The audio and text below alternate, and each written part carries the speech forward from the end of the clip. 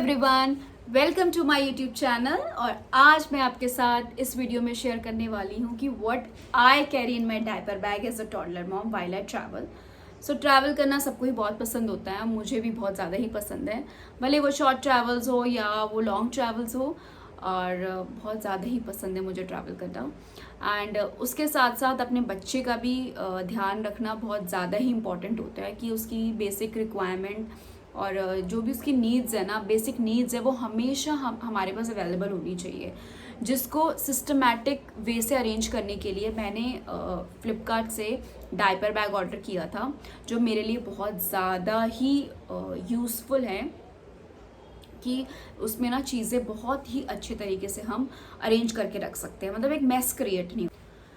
सो मैं अपना experience share करना चाहती हूँ कि मैं अपने बच्चे का डायपर बैग किस तरीके से मैनेज करके रखती हूँ और क्या क्या चीज़ें हमेशा उसके लिए अवेलेबल रहती है बैग में, कि जो बच्चे का ट्रैवल रहे वो हमेशा इजी गोइंग रहे। So this is my diaper bag. ये इसका फ्रंट का लुक है एंड ये इसका बैक लुक है। हम इसको शोल्डर से भी कैरी कर सकते हैं और इसको हैंड पिक भी कर सकते हैं।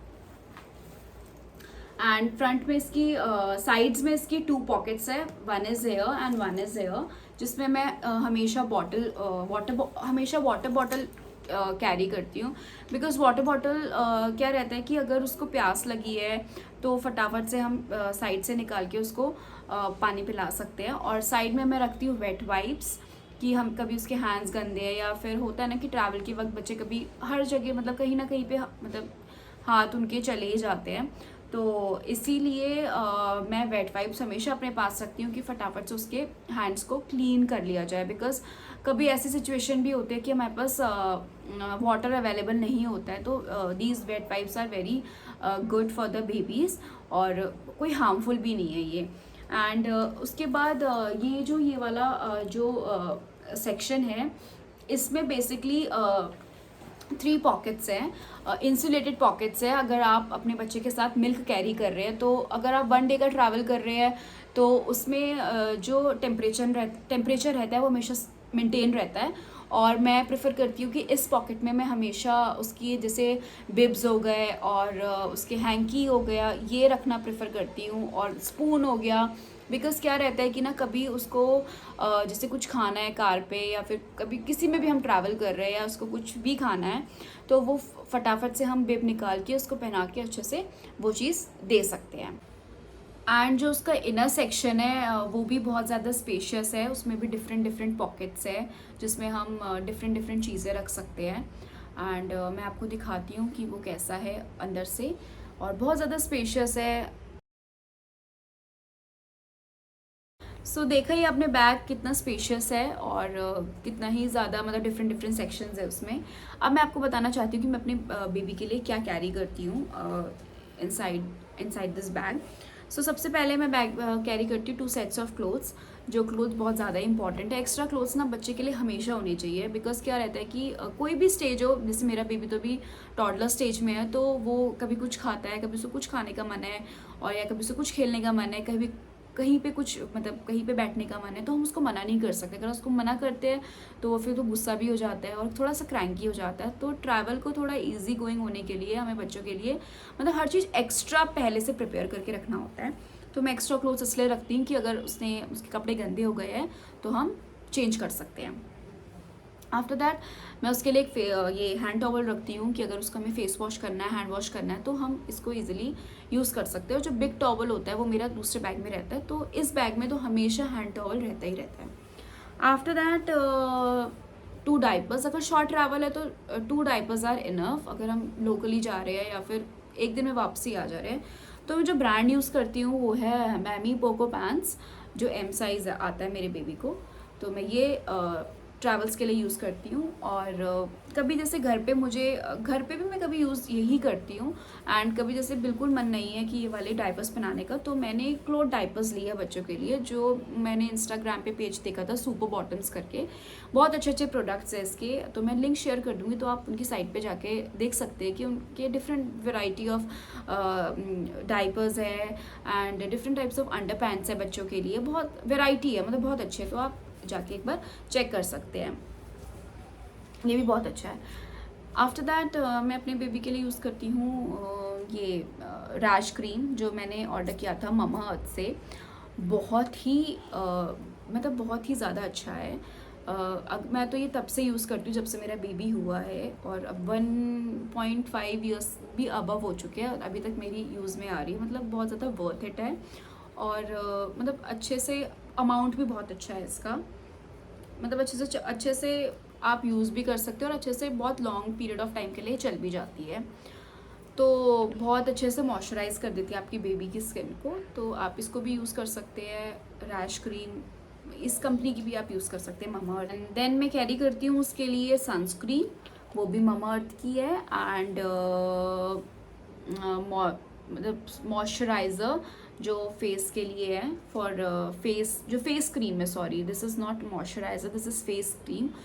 सो ये भी मैं ममा अर्थ की यूज़ करती हूँ उसके फेस के लिए, बिकॉज़ उसको ना, मतलब जब मैं पहले हिमालय के यूज़ करती थी तो उसको पर्सनली वो सूट नहीं करे थे। उसकी ना उसमें स्किन में थोड़े से पैचेस बनने लग गए थे, क्योंकि उसकी स्किन ना बहुत ज़्यादा सेंसिटिव है, तो ड्राई पैचेस से होने लग गए थे। तो इसीलिए ममा अर्थ मुझे पर्सनली, जब मैंने ट्राई किया तो मुझे अच्छा लगा, तो मैं यही यूज़ करती हूँ उसके लिए। और उसकी बॉडी वॉश मैं डव का यूज़ करती हूँ, और बॉडी लोशन भी मैं डव का ही यूज़ करती हूँ। मैंने जैसे आपको बताया था कि उसकी बहुत सेंसिटिव स्किन है, वाइट पैचेस बन जाते हैं, तो उसको ऐसे प्रोडक्ट्स चाहिए जो उसकी बॉडी को मतलब ज़्यादा अच्छे से मॉइस्चराइज़ करे, तो वो मैं डव का ही यूज़ करती हूँ।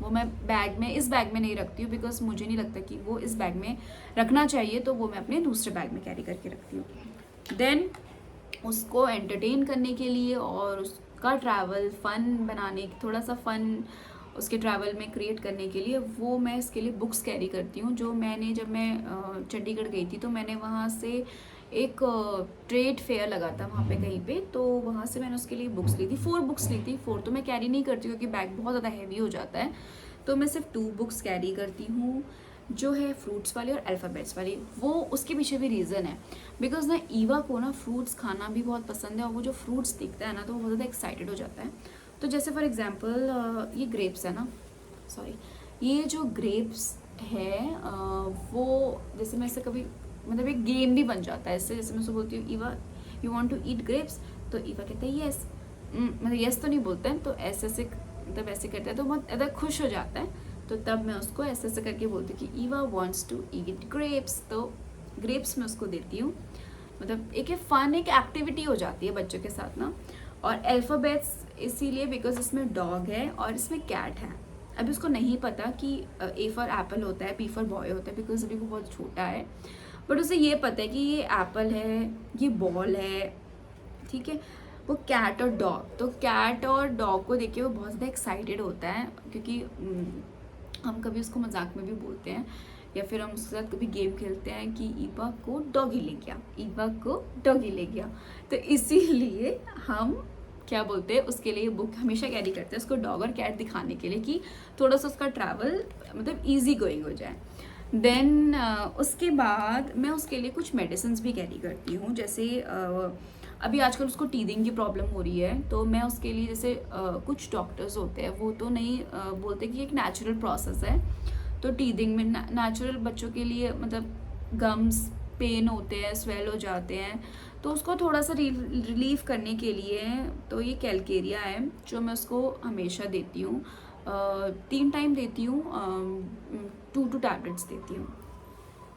बट ये होम्योपैथिक मेडिसिन है, तो कोई भी जो पीडियाट्रिक्स होते हैं ना, जो वो हमेशा ही अवॉइड करते हैं कि नहीं देना चाहिए किसी बच्चे को, तो मैं देती हूँ कि मेरे बच्चे को रिलीफ मिलता है इससे। एंड देन उसके लिए मैं थोड़े से फीवर की मेडिसिन रखती हूँ अपने साथ, और कभी उसको गैस्ट्रिक प्रॉब्लम होती है तो वो भी मैं रखती हूँ। मैं आपको बता देती हूँ मैं कौन कौन सी मेडिसिन यूज़ करती हूँ। मैं उसके लिए जो फीवर के लिए वो मेफकाइंड यूज़ करती हूँ, मेफकाइंड DS। और जब उसको कभी एसिडिटी की प्रॉब्लम होती है तो मेरे पास एक ड्रॉप है, वो कोलीमैक्स ड्रॉप्स, तो मैं वो यूज़ करती हूँ। और कभी उसको जैसे फीवर, कभी माइल्ड फीवर होता है, और विद जैसे कभी उसको जुकाम लग जाता है, खांसी होती है, तो वीकोरिल ओरल ड्रॉप्स, वो मैं इसको देती हूँ। एंड मैं अपने साथ ये सलाइन नेज़ल स्प्रे भी हमेशा रखती हूँ, जिसे नेज़ो क्लियर भी बोलते हैं। अगर बच्चे को कभी भी नोज़ में कोई प्रॉब्लम है, जैसे कभी नोज़ ब्लॉक हो गई है या फिर उसको ब्रीथ नहीं कर पा रहा है अच्छे से, तो ये ड्रॉप्स उसके नोज़ में डाल के उसको अच्छे से रिलीफ मिल जाता है। तो ये भी बहुत ज़्यादा इंपॉर्टेंट चीज़ है जो हमेशा डायपर बैग में होना चाहिए अगर आप ट्रैवल कर रहे हैं तो। एंड फिर कभी ऐसा रहता है कि बच्चे को बीच बीच में मंचिंग की हैबिट होती है कि उसे कुछ ना कुछ खाना है, तो मैं हमेशा प्रेफर करती हूँ कि बच्चे को हेल्दी ऑप्शन ही दूँ। ठीक है, कभी रहता है कि कभी कुछ ऐसी सिचुएशन रहती है कि कभी उसको देना पड़ता है अनहेल्दी चीज़ भी ट्रैवल के टाइम पे, बट मेरी यही कोशिश रहती है कि हमेशा उसको एक हेल्दी ऑप्शन प्रोवाइड करूँ। तो उसके लिए मैं ऐसे बॉक्सेस में रोस्टेड मखाना या फिर कभी फ्लेवर्ड मखाना, जैसे वो जो मार्केट में अवेलेबल होते हैं, वो उसको प्रोवाइड कर देती हूँ। और कभी ड्राई फ्रूट, जैसे विंटर्स के टाइम पे थोड़े से ड्राई फ्रूट्स रख लिए। समर्स में तो इतने ड्राई फ्रूट्स हमें नहीं देने चाहिए बच्चे को, बट विंटर्स में हम ड्राई फ्रूट्स रख सकते हैं और मखाना हम रख सकते हैं। तो ये भी एक हेल्दी ऑप्शन है बच्चों के लिए जो हम ट्रैवल के टाइम पे बच्चों को दे सकते हैं। एंड फ्रूट्स तो हमें हर जगह अवेलेबल हो ही जाते हैं। अगर हम ट्रैवल कर रहे हैं तो फ्रूट्स भी हम बच्चों को दे सकते हैं। एंड लास्टली मैं एक न्यूज़पेपर अपने साथ हमेशा अपने डायपर बैग में रखती हूँ कि अगर हमें कभी भी अपने बच्चे का डायपर डिस्पोज करना है तो हम न्यूज़पेपर में अच्छे से रैप करके उसको डिस्पोज कर सकते हैं। पहले तो मैं प्लास्टिक बैग्स यूज़ करती थी, बट अब हम पर्सनली खुद ही प्लास्टिक अवॉइड करते हैं, तो इसलिए हम न्यूज़पेपर यूज़ करते हैं कि उसका डायपर हम डिस्पोज कर सके। सो ये था मेरा पर्सनल एक्सपीरियंस और मेरी पर्सनल थिंग्स जो मैं अपने बच्चे के डायपर बैग में हमेशा अवेलेबल रहता है कि मतलब कि उसको कोई दिक्कत ना हो और उसकी जो ट्रैवल है वो अच्छे से हो जाए। उससे बच्चे को भी दिक्कत नहीं होती है और हमें भी कोई दिक्कत नहीं होती है। सो जो भी मेरी ये वीडियो देख रहे हैं, जो भी न्यू मॉमीज़ है, तो वो ये चीज़ें ध्यान में रख सकते हैं। और जो ऑलरेडी जो ट्रैवल करते हैं बच्चों के साथ, तो आप प्लीज़ मुझे कमेंट सेक्शन में अपनी चीज़ शेयर करना कि आप अपने बच्चे का ट्रैवल कैसे इजी करते हैं और कौन कौन सी चीज़ें ध्यान में रखते हैं और कौन कौन सी चीज़ें आपके डायपर बैग में रहती है। तो क्या पता मैंने कोई चीज़ मिस कर दी हो तो मुझे वहाँ से पता चल जाए आपके एक्सपीरियंसेस से। सो अगर आपको ये वीडियो अच्छी लगी है तो प्लीज़ मेरी इस वीडियो को लाइक करना और चैनल को सब्सक्राइब करना, कमेंट करना और ज़्यादा से ज़्यादा शेयर करना। Thank you, bye bye, take care.